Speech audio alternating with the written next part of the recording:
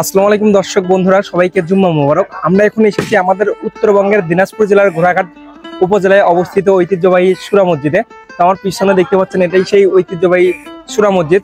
এখানে লোককথায় লোকমুখে শোনা যায়, এটি যখন নির্মিত হয়েছে কেউ জানে না আসলে এটি কিভাবে নির্মাণ করা হয়েছে।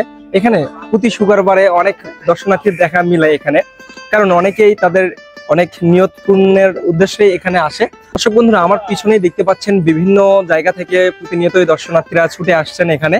কেউ বা তাদের গচ্ছিত নিয়ত এখানে পূর্ণের উদ্দেশ্যে, কেউ বা আসছেন এখানকার সৌন্দর্য উপভোগ করার উদ্দেশ্যে। আপনারা কবে আসছেন এই জায়গাতে অবশ্যই কমেন্ট করবেন, এবং যারা এসেছেন তারাও কমেন্ট করবেন। ধন্যবাদ সবাইকে। আসসালামু আলাইকুম।